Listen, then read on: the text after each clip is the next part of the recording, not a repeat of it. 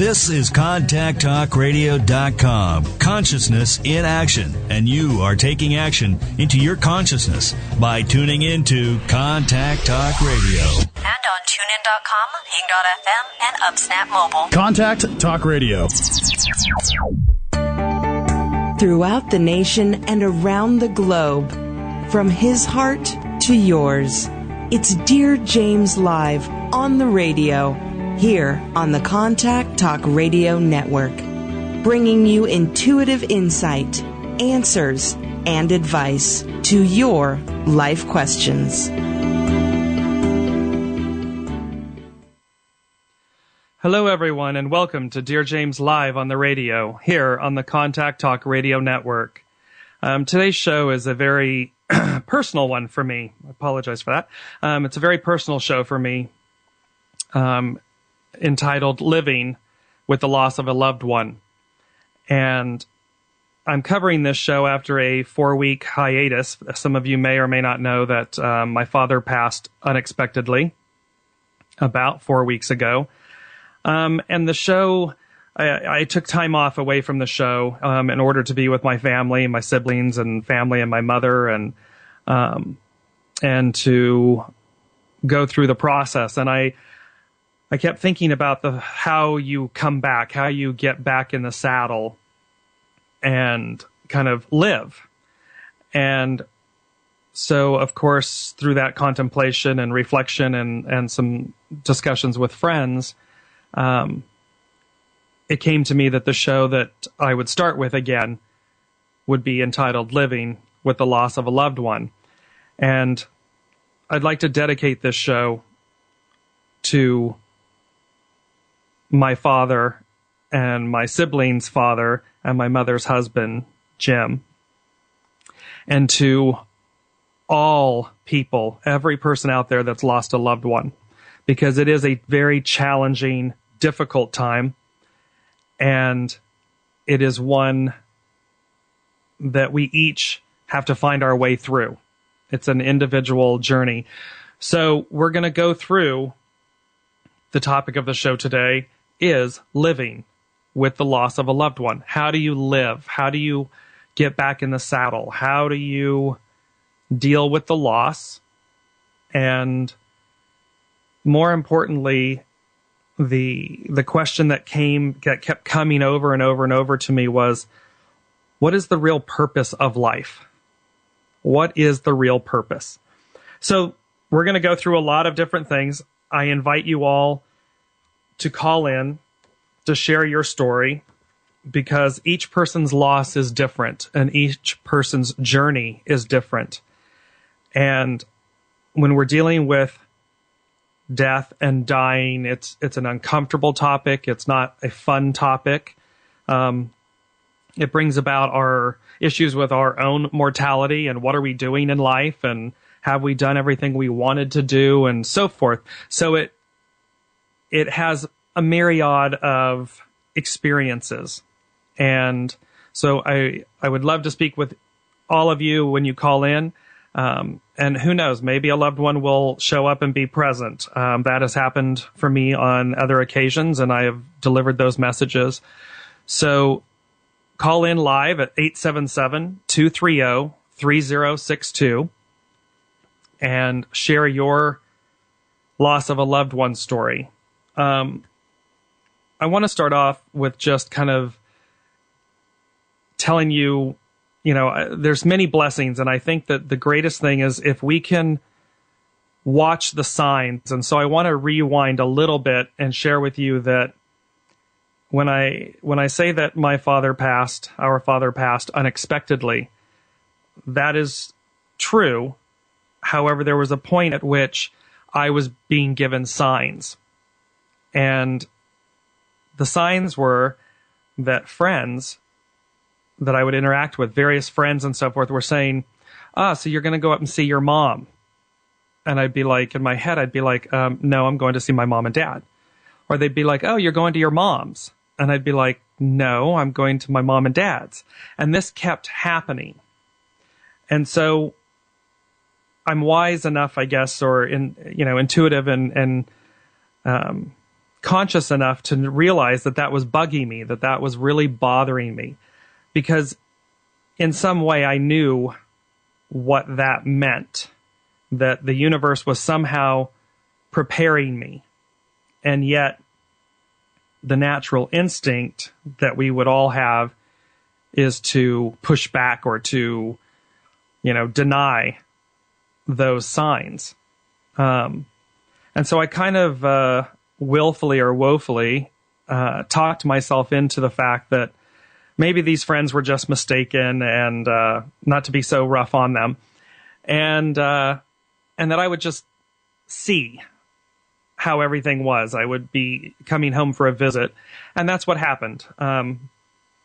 As you know, my last live shows, I was broadcasting from Aspen. I was there with a friend, and my siblings and I were all coming home for my niece's 20th birthday.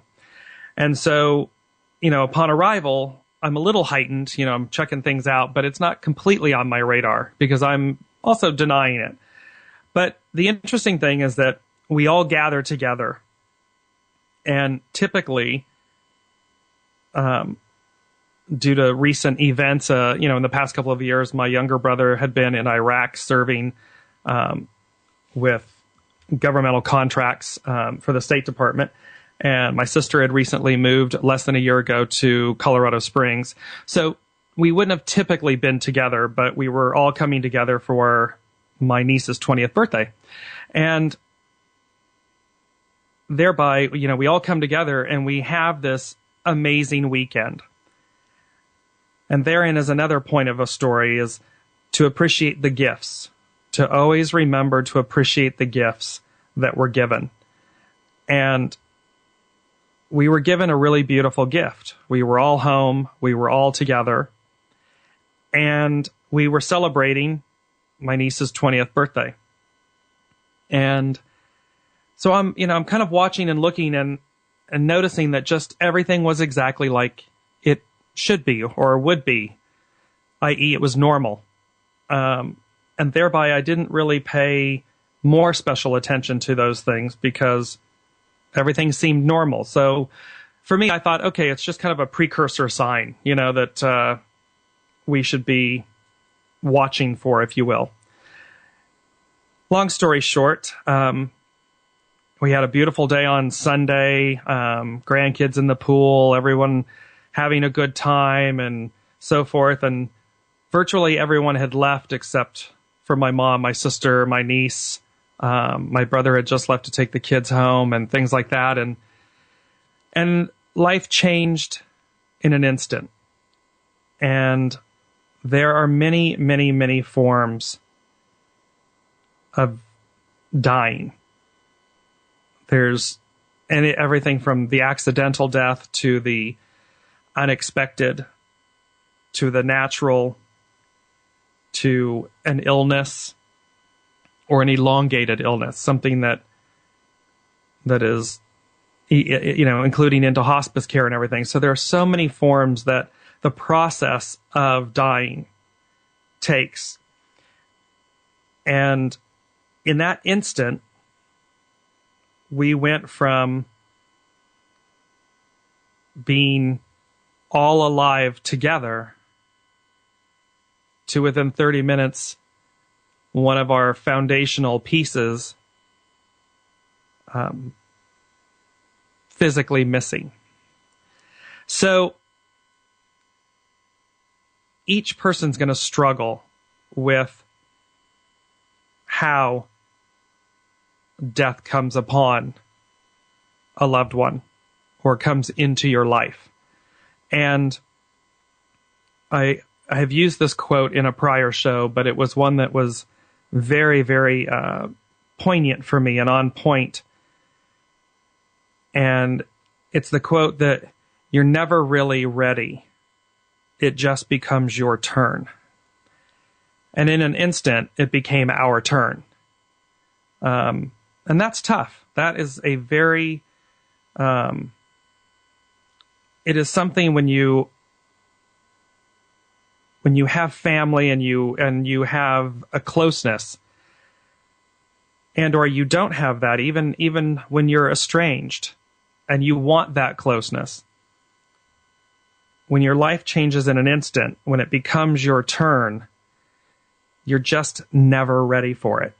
And I would say that that's also part of an elongated illness and death. You don't want your loved one to suffer by any means. And yet when that moment comes, you're not prepared for it. You have to work through it. And that, I think, overall, as we get through these various topics of living with the loss of a loved one, it is the processing of all of these things. It is the journey, not the destination. The destination is a mirage. It's elusive because it's ever changing. So we're going to cover all these different topics, but for me, I think, what is the purpose of life? The purpose of life is the experience. It is the journey. And I, for one, will not sugarcoat. I struggled the first couple of weeks. Really struggled with what's the point? What's the purpose of life? DearJames is all about helping people to live, to have a better life, to see the possibilities, to hear and see and experience the signs that are being given by the universe. And here I was in this place of, what's it really all about? And it's taken me a few weeks, and I am still on that march, because I realize that if the destination is elusive, or if it's ever changing, or if it's a mirage, or even if the actual destination is the transition, or what we call death, then the point or purpose of life is experience. It's to experience life. And that means that we have to take all the goods and all the less than goods, or what we perceive to be less than goods. And thereby, we arrive at this place called the journey. That's the journey. So before I go to break, I want to take Brenda from Tennessee. Hello, Brenda. How are you? Hi, James. I was listening to your show, and I had a story in reference to my husband's death 22 years ago. We were a military family, and I worked at pathology at Fort Campbell, and my husband was at advanced course, and he just got back from Desert Storm, and I had his baby. The day of shock and awe took place, so I watched that. And I knew he was coming back. I didn't worry. Well, he come back, and he went to the course, and we just bought a home. And he got all our furniture moved in, and he had his stuff to take with him. And he got the bed set up, and he stood up, and he goes, you know, I'm never going to get to live in my own home. And I'll go, yeah, we will when we get back from Hawaii and all that. And he didn't. He passed 5 months later of sudden death. His roommates found him dead in bed, and it just looked like he was asleep. And he was 35 years old. And that day he passed, I was at work, and all that day I was talking about all the things we ever did, and we camped and went fishing and all the things. He taught me to start a fire from nothing. And I think it was God's way of saying, oh, girl, remember all these good things, because you're going to get slam dunk. And then later that night, I got the kids in bed, the baby and my 10-year-old son. And it was the light of the TV on in the dark. And in the summertime, you could see the heat waves come off the hood of the car, but yet you could see through them, but yet you could see them. I call them heat monkeys. I was Right. like, ooh, the heat monkeys are jumping today. Well, I saw heat monkeys in front of my TV like a wave, and it came at me, and it washed through me, and I just started crying, and I couldn't put a word or anything to it except LOSS, loss. And I shook it off. It's like, what the hell am I crying for? I got to go to work, you know. And then 15 minutes, there was a knock at the door later, and it was the military. And they were letting me know that my husband passed, and, you know, I thought it was artillery shell or a car accident or something. They just said it appeared to be natural causes. And I thought, natural causes, that's what they say old folks die of. And it was my husband, and I don't know. 2 weeks before it happened, I heard Tears in Heaven by Eric Clapton, and I go, oh, that's a good song to play, you know, at a funeral. And I saw this black dress at the PX, and I go, oh, that's a nice dress to wear to it. I mean, all these things led up, you know, and I think sometimes Spirit reveals things to us that our rational self discounts. And well, absolutely. And I just wanted to say something, you know, before we continue, which I didn't mention earlier. I hadn't gotten to that. And you calling in is a brilliant sign for me, because my father was almost 25 years in the Marine Corps, and served 3 tours in Vietnam.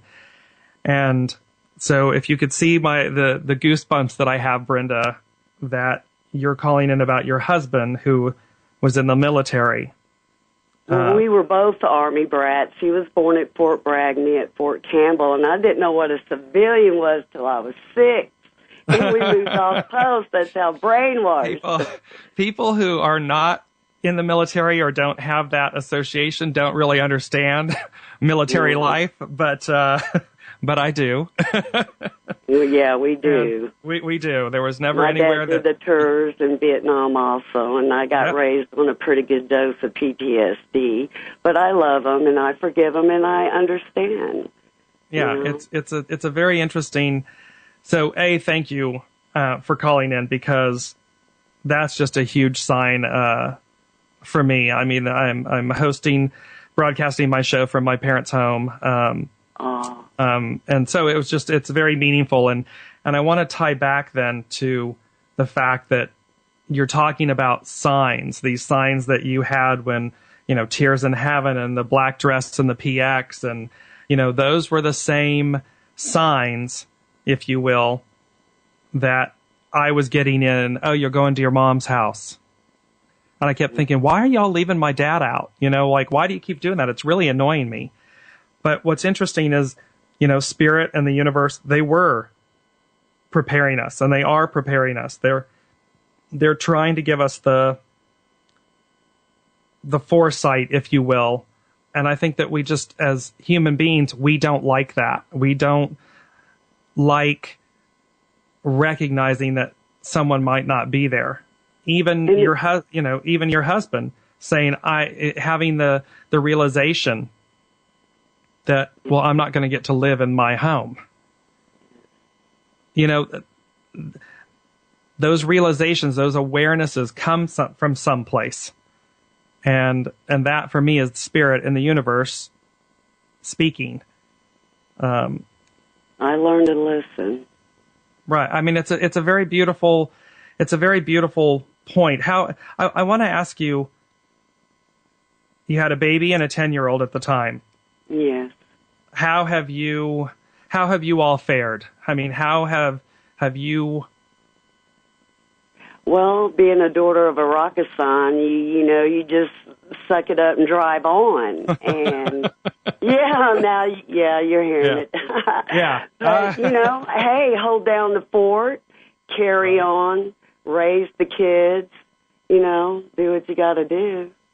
Right. And that's something that it's interesting because all of us, my siblings and my immediate family and my friends, our friends are, when they've been amazing, amazing, amazing people. And I think, as you've just said, suck it up and make it happen.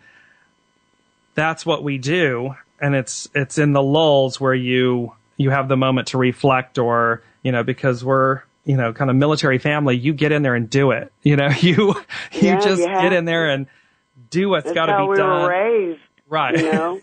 We don't need to get prompted. If you see it needs to be done, go do it.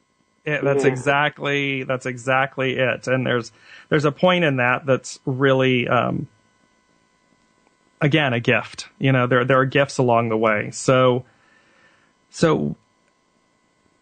how are you now? What was the process? Did you just keep going, or did you? I felt the need to embrace my family, so I resigned from my federal job. Right. And I just felt it was important to embrace them, and they were like 10 years apart in age. So I got to enjoy each child's childhood. I felt privileged, and being a Taurus and tight with their money and thrifty and everything, I'm doing all right. I don't want for anything. I just enjoy life, watch the birds, now taking care of the grandkids, and, I thank God that I have it all that I could do. That's really beautiful. And I guess that is the point, the living. Because we either, we get busy living or we get busy dying. Yeah. I think I kind of, it took me 20 years. It's like, from all the stuff growing up, and I had like 8 major life stressors within a year and a half time. So it's like I felt like I had to turn in and process everything, because I was working even though all that other was going on. So. Right, exactly. Right. You had to face life. You had to choose to live. And that's, I think, that is the interesting piece, is that when we choose life, and it is a choice, we have to choose. And when we choose it, and that's where I was saying earlier, I was, struggling a little bit on, I know what I'm supposed to be doing, but I thought, I don't know so much of what the point is. And yet I did. Yeah. Right, exactly. And I realize it is a natural part of grieving, and it's a natural part of loss, and it's a natural part of questioning. But then you pull yourself up by your bootstraps, and you move on, you move forward in a new way. And it's just, each journey is different. And I think that that's the interesting part of what we're talking about, is you just said it took you 20 years to, I'd rather have done it my way than the psychologists, because they want to pump you with drugs and everything, and it just jacked with my brain. It's like, thank God I didn't have to sit out and make out bills with my state of mind. It jacked it up, and it's like, I just don't do nothing. No, I mean, and whether it took you 20 years or a lifetime, the point was the journey, not the destination. Agreed. You see what I mean? So that's a really beautiful thing, that you said, hey, you know what? I'm going to do it my way. And, slow and steady wins the race, as they say. So I think that it's really beautiful that you did what you did, and you took care of your family, and you took the long journey, because I think it's been a more, even though challenging, it's been a more rich journey. It has. That's a really beautiful. And I feel my husband in spirit. And every time I want to, him come through, sometimes he backs off. I don't know. It ain't like he was shy or anything. No, but that's also that, spirit also has a, there's an unspoken or spoken bond or agreement that says that spirit can be there, but they can't override you. They can't over-influence you, because, we're beings of free will. So we have to be able to exercise our free will. It doesn't mean they don't show up, and it doesn't mean that they don't give us the signs. And we're going to go to a break here, and when we come back, I'm going to talk more about the signs and things that are given. But in that, Brenda, never feel like when your husband, if you feel his presence and then you feel him not there or less there, if you will, just know he's always there. You just have to have your experience. You have to. Every now and then I feel a boot. Right? Exactly. Every now and then. Exactly. Good for you. Because that's what it should be, right? And especially another military person to another. You understand it. So. Yes, I do. Well, I want to thank you so much for calling in and for giving me that gift. It was. And thank you for the opportunity to call in and share. Absolutely. Thank you so much, and God bless, and keep living and keep listening and keep being a part of your husband's life. All right. Well, thank you much, James. Thank you all so much. You've been listening to Dear James live on the radio here on the Contact Talk Radio Network. We're going to go to a quick commercial break, and we'll be back and talk about signs.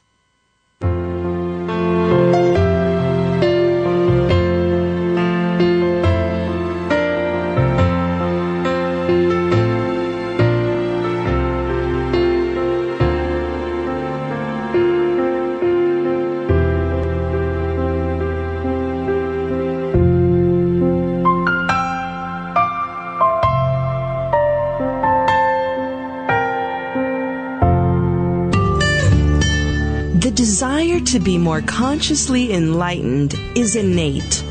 Do you feel there's more to life?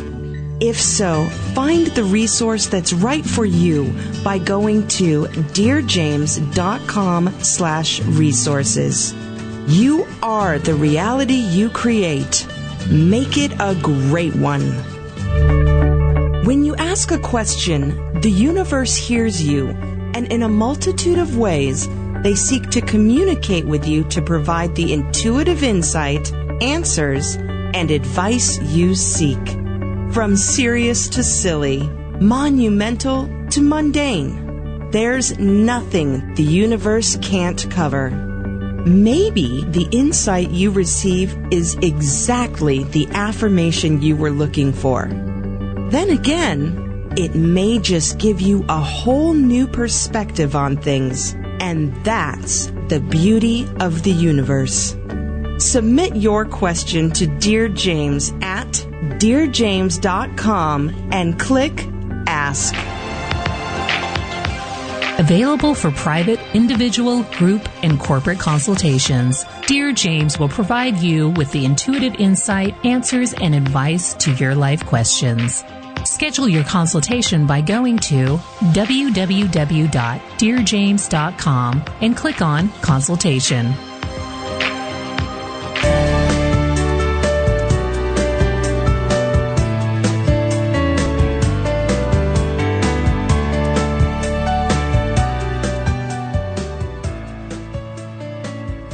Hello, everyone, and welcome back to Dear James Live on the radio here on the Contact Talk Radio Network.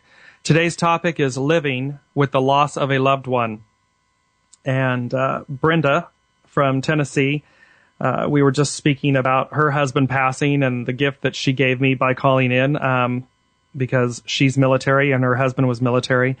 And my father was a almost 25-year Marine. You're always a Marine for life, but he served for almost 25 years. And I want to talk about signs because, as Brenda and I were speaking, we're always being given signs from the universe, from spirit. And there's an amazing book written by Maggie Callahan and Patricia Kelly, and they are hospice nurses. And they wrote a book called Final Gifts.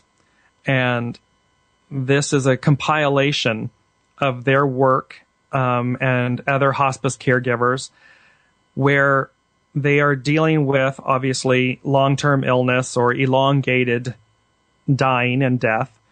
And that they came to realize that the dying are always giving us, the living, if you will, signs.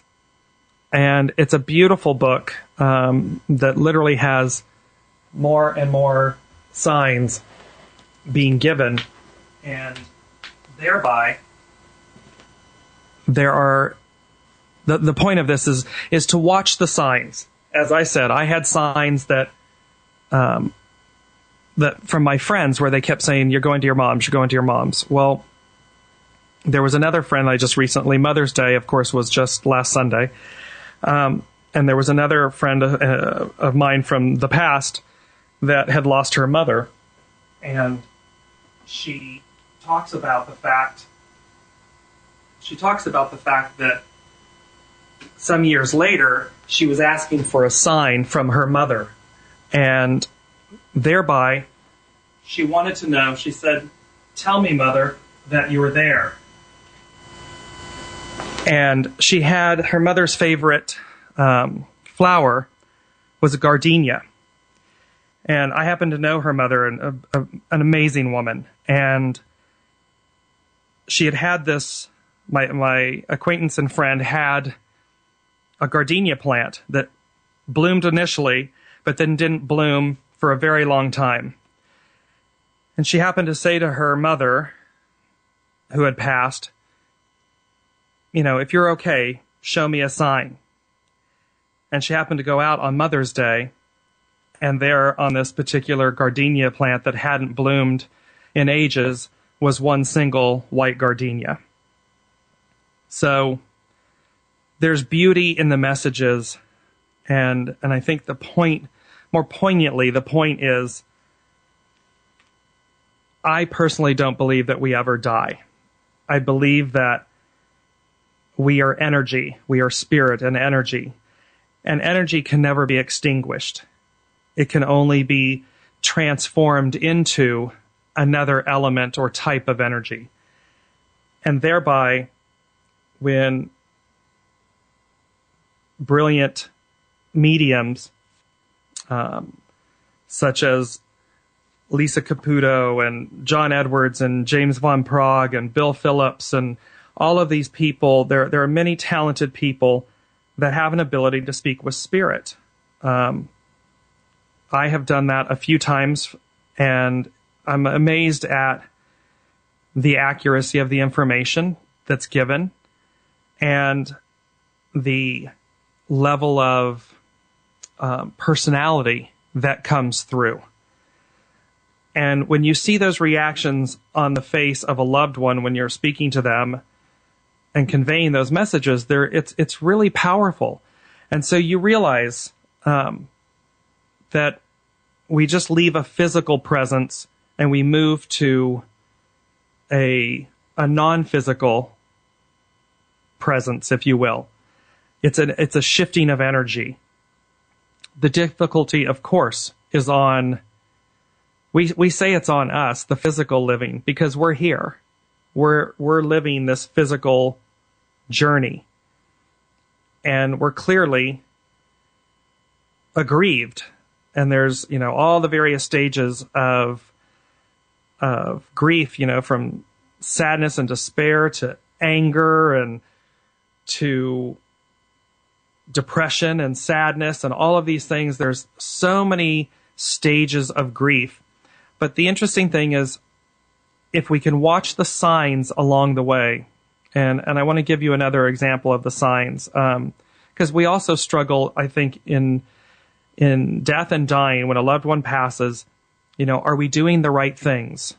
And it weighs so heavily on the people, because you want to make sure that you're honoring the person. You're wanting to honor their wishes and their desires, or if they didn't leave any, you're left to determine or choose. And there's such responsibility that goes with that. And in my case, I had been home one time. It was just my parents and I, and I said, I know this is a very not fun topic, but I wanted to find out what they had envisioned for themselves in that particular place, because I don't know, we never really talked about death. We never really talked about, what do you want? And the only thing my father said was, well, I just don't want to be buried here. Here meaning where they reside. And I thought, well, okay, thanks, Papa. That's going to be helpful. But okay. And that was kind of where the conversation ended. So there was a lot of, there was discussion between my siblings and my mother and I of what the right thing was. What was the right thing and to do? And we decided to have my father buried in Kansas, which has really been a second home for us outside of California throughout our lives. And we kind of caravanned. We chose to drive back, and so we were in different vehicles driving. And with my father, as you know, from the previous moment in the show, he had served for almost 25 years in the Marine Corps. And so there was a military honor guard at the services here in California. And they came from Barstow. That was the closest location, was Barstow, California. And literally, as we're driving, they would, of course, be flying my father's remains back to Kansas, but we were driving. And my niece and I, whose birthday it was, we were up and driving. And just literally, as we were driving in darkness in the middle of the morning, because we left rather early, about 2 a.m, so it's pitch black outside, and we're driving along, and this song by Cash Cash came on. And I had never heard the song before, but the core line of the song is "Take Me Home." And literally, as those words were singing or being played on the radio, I look up and there's the sign for the Marine Corps Logistics Base in Barstow, California. So it was a very moving, very tough, but very moving sign that we were doing the right thing. That here we are by the honor guard, the Marine Corps Logistics Base, Marine Corps Base, who happen to be the honor guards, while a song on the radio is playing, singing "Take Me Home." So the wisdom that I'm trying to impart in telling you some of these personal stories is to share with you that spirit and the universe and whatever belief system you have, we're given signs, and those signs are important, and they will help you ease the doubt or ease the pain, because when you realize that those coincidences couldn't possibly happen, I mean, they'd be coincidental, which means to just dismiss them. Oh, it was just a coincidence. Or you can look at it and see that there's a far greater effort and energy and gift at play. And it's in finding those gifts, it's in realizing that they are that, and in watching them, that you realize you're doing the right thing, and or everything happens for a reason, and it happens on its own time. And when you watch for the signs, you'll eliminate any regrets, or you know that it all happened perfectly. And while it's painful, it was perfectly orchestrated. There were so many elements of our father's service, or services, I should say, because we had one in California and the burial in Kansas. But to watch the synchronicity of how things came together, and each time we questioned something fit succinctly. And that for me is a sign that you're doing the right thing. If it's all going wrong, if it's all not happening correctly, then you need to step back and question, am I doing the right thing? Or is this really what someone wanted? Or, those types of things. But when it just succinctly happens, then those gifts are amazing, and they stay with you for a lifetime. there was the uncanniness of, we had a military chaplain, Chaplain Horn, here at the China Lake Naval Air Weapons Center. And this gentleman, this chaplain, had never met our father. And we sat with him for an hour, and then we provided him with a book of my father's military service. And then we were at the service, and this chaplain, spoke like he had known our father his entire life. And it, again, gives me goosebumps and chills, because I realize, was that predestined? Was that somehow orchestrated by Spirit, that this, whether it be a past life or whether it was, you couldn't be that good and not have some form of a connection. And it was really amazing, and it was a gift that Chaplain Horn gave our family that is priceless. It's just an absolute priceless gift that he gave us. And it's one that gave great honor to our father. So it's signs. Signs are there all the time, and we just need to be watching them and heeding them, and then looking to embrace them and live with them. As Brenda said, get busy, living. You got to do what you've got to do. Watch the signs and choose to live. We're going to take a final commercial break in today's show, and then we'll be back, and we will finish up with some other topics on living with the loss of a loved one. You're listening to Dear James live on the radio here on the Contact Talk Radio Network.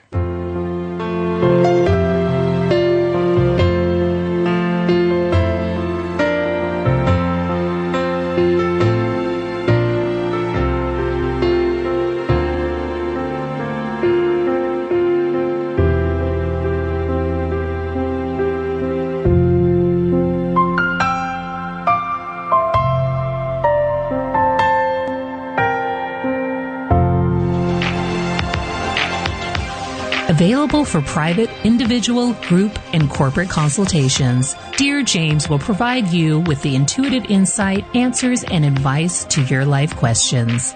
Schedule your consultation by going to www.dearjames.com and click on Consultation. The gift of giving is immeasurable. Give of your time, talent, resources, and money. Give not only because you can, but because by doing so, it is already coming back to you. As a people, we are only as strong as the least among us. Together, we harness the power of the collective whole and see through our deeds the power of miracles, both large and small. Find the charity that's right for you by visiting www.dearjames.com and click on Charitable Giving. One person or kind act really does make the difference. When you ask a question, the universe hears you, and in a multitude of ways, they communicate to you the intuitive insight, answers, and advice you seek. Ask Dear James a question and experience the magic of the universe. Visit DearJames.com and click Ask.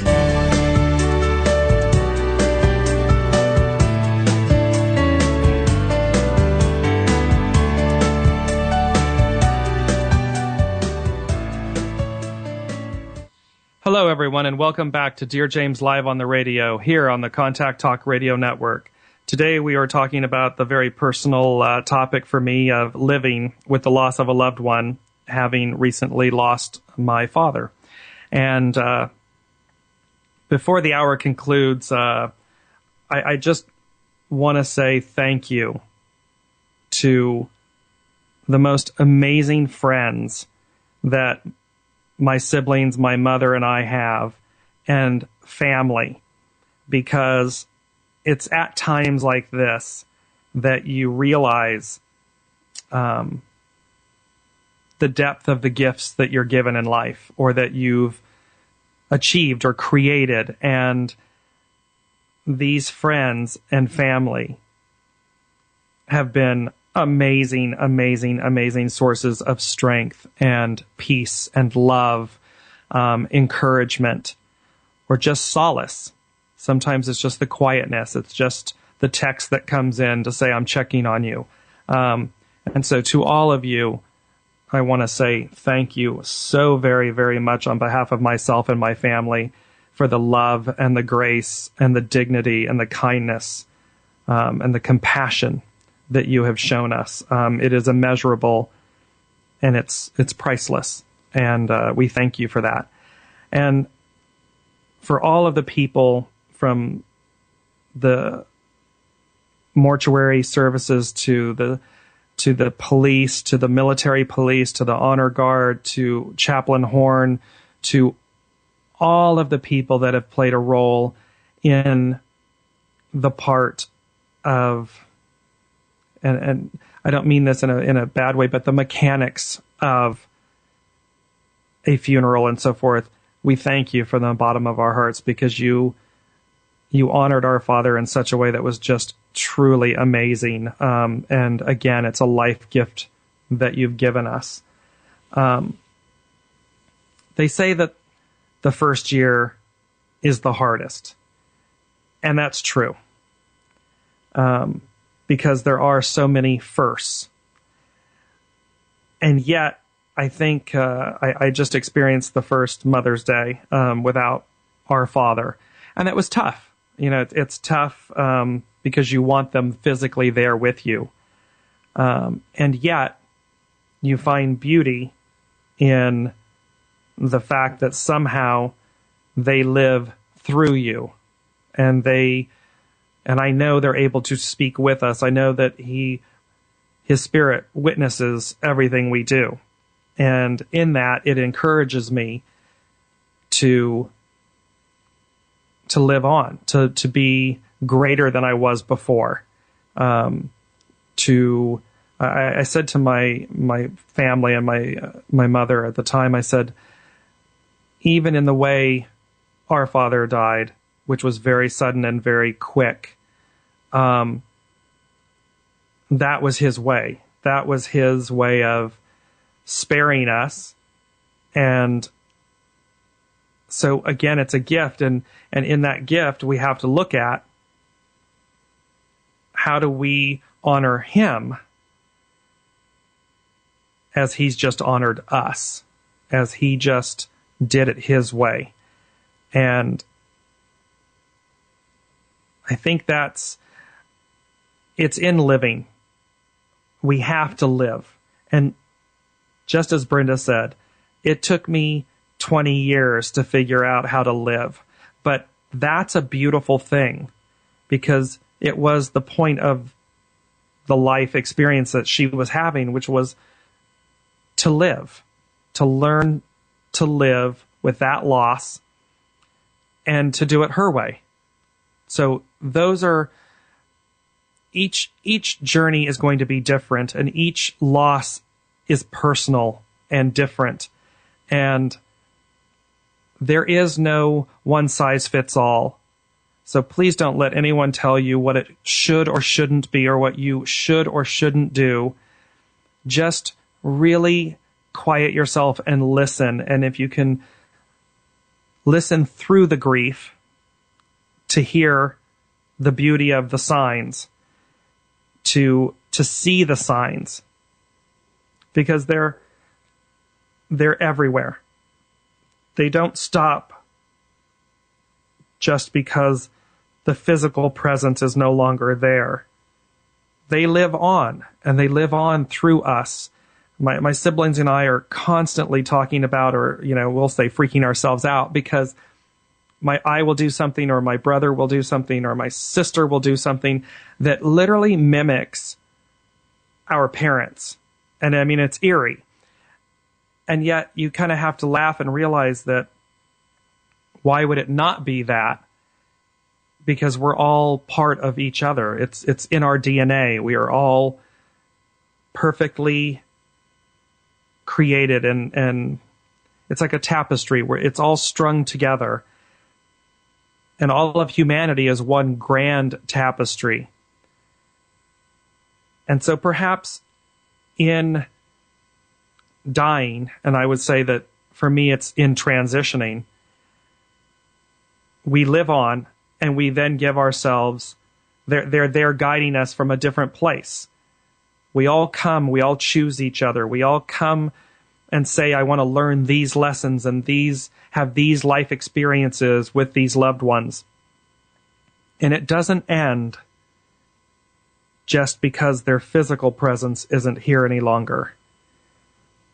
As you will witness over and over again when, as I mentioned earlier, mediums, and when they give gifts from the other side, when they give messages from the other side that myself or others couldn't possibly know, then they're still guiding, they're still talking with you, they're still wanting you to have an amazing life.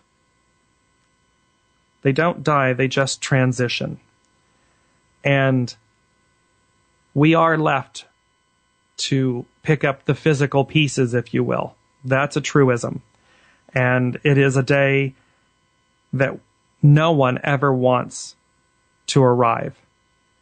It's one of those, it's a dear best friend of mine lost his father many, many, many years ago.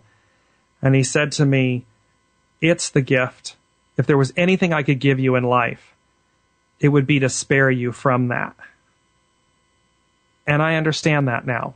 I understand why that was his one gift that he wanted to give me. Because it is incredibly personal, and it's a tough topic. Before we wrap everything up on the show, I do want to say if you haven't had a discussion on this difficult topic, try to broach it. Try to see what your siblings or your husband or wife or spouse or partner or grandparent or parents, what do they want? What is it that they are looking for in this final stage when it happens? Discuss the different things like estates, wills, living trusts, burial, life insurance. All of these things are important elements. It's tough. No one likes to talk about it. And I get it. No one likes to talk about it. But it is a necessary part of life so that you know how to handle things when it does arrive. So try to be proactive and just see, what do you want? Do you have a will or a living trust, or do you have life insurance? Do you have burial insurance? All of those different things. Try to handle those. And then it'll make it a little bit easier because you'll have that knowledge and information. But at the end of the day, it's a journey. And living with the loss of a loved one is a personal journey.